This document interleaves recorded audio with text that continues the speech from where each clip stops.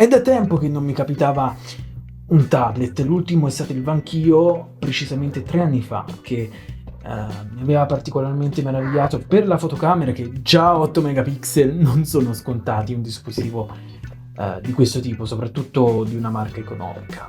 Suddetto tablet si chiama OT8, sviluppato e prodotto da Oukitel, marca che si dedica anche a smartphone, smartwatch e batterie di accumulo.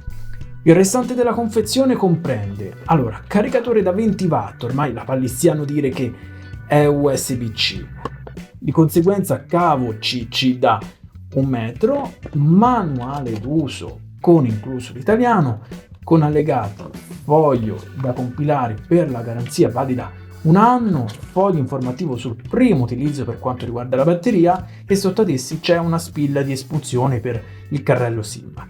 Interessante trovare anche una penna che per di più offre anche la scrittura tradizionale di tipo a sfera.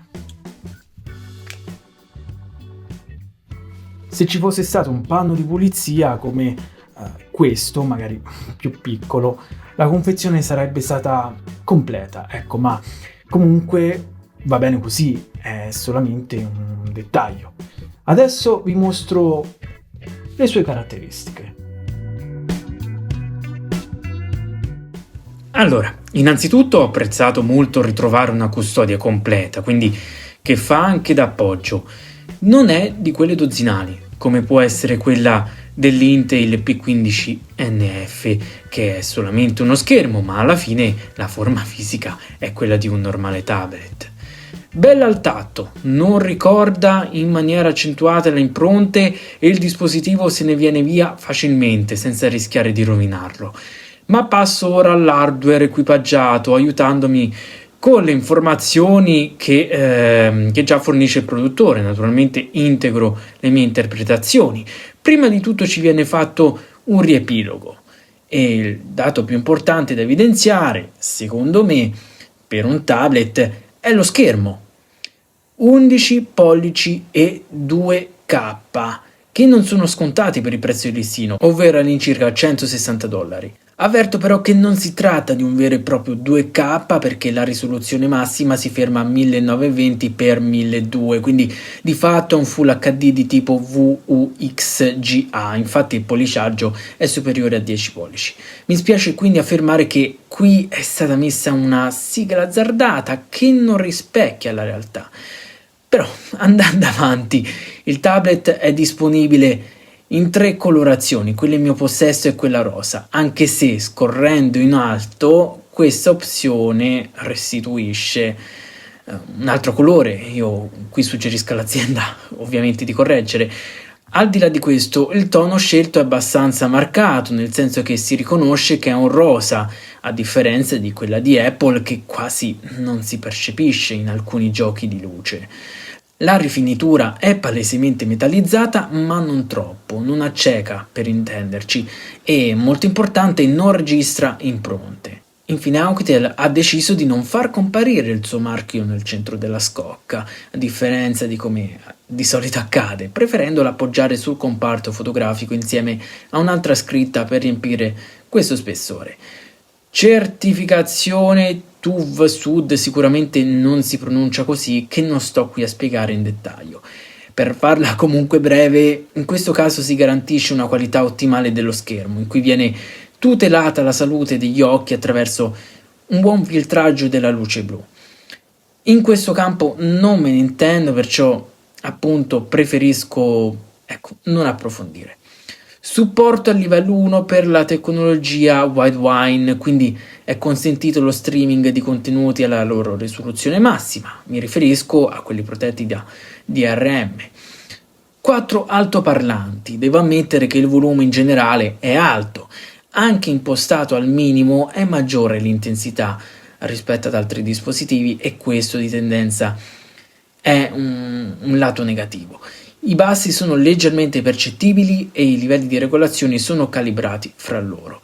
Lo dico perché a volte in questi prodotti Android nell'alzare il volume non c'è tutto questo cambiamento tra una tacca e l'altra. Qui invece è netto come in un dispositivo di qualità. Presente l'ingresso jack nell'angolo, posizione direi inusuale. Lo apprezzo sempre vederlo poiché delle volte il wireless non è la risposta a tutto, come si suol dire. Batterie da 8800 mAh con capacità di ricarica rapida da 18 watt. Qui Aukitel garantisce 2 giorni di utilizzo regolare. Fotocamera frontale da 8 megapixel con sensore Sony. A provarla mi sono meravigliato positivamente perché i dettagli ci sono e una condizione al buio non produce tanto rumore.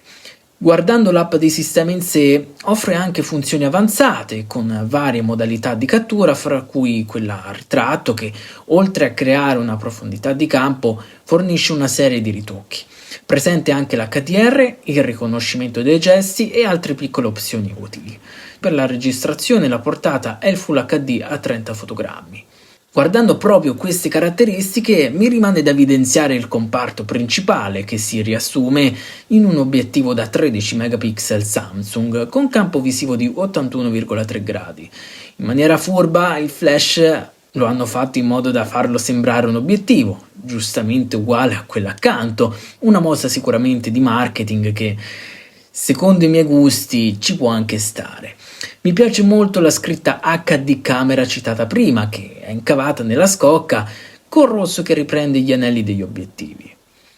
Poi, processore octa-core che non mi ha sbalordito più di tanto, anzi ho notato alcune volte dei rallentamenti. Insomma, il solito chip che si può ritrovare in questi comuni tablet. RAM da 6 GB installata fisicamente che può estendersi con 24 GB virtuali, quindi in totale 30 GB. Memoria di archiviazione da 256 GB, niente male, anche qui espandibili fino a 1 TB con una micro SD. Riguardo proprio a questo comparto, ciliegina sulla torta è il supporto innanzitutto alla SIM, perciò si parla di avere rete dati al di là del wifi, chiamate e messaggi, logicamente, ma ciliegina sopra la ciliegina ce la dà il doppio alloggiamento, quindi il tablet è dual SIM. Andando alla conclusione, non resta che sottolineare il prezzo che attualmente ammonta a 162 euro. Secondo me è un buon acquisto, anche perché ve lo portate a casa con una spedizione gratuita, ovviamente tracciata, e per di più potete sfruttare dei codici sconto sia che vi fornisce il sito ufficiale sia il sottoscritto che naturalmente trovate nella descrizione. Allora, facendo una sintesi, questo tablet va bene per l'uso normale, quindi fare mail, riproduzione di video e foto, navigare su internet, insomma, porta a termine le azioni abitudinarie. Non ci montate professionalmente un video, non ci modificate foto complesse, per il gaming non riuscite a spingervi più di tanto, non otterrete ottime catture fotografiche, ma tutto questo, ecco, mi pare ovvio. Per quello che viene offerto, quindi mettete in considerazione la confezione che è pressoché completa, constatate che ha sufficiente qualità dei materiali, stiamo poi parlando di un 11 pollici, ricordiamocelo, per me è conveniente la cifra proposta da Aukitel. Nella descrizione lascio tutto il necessario per acquistare il prodotto e eventualmente approfondirlo con articoli esterni, vi metto in primo piano le caratteristiche tecniche così le avete tutte sott'occhio, anche quelle non specificate sul sito ufficiale. Prossima recensione si ritorna alle tastiere meccaniche. Questa mi è stata data da Acco, è una versione limitata e probabilmente è la migliore che abbia in questo momento. Quindi vi aspetto per un prossimo video e fatemi sapere nei commenti cosa ne pensate di questo tablet. A presto, ciao!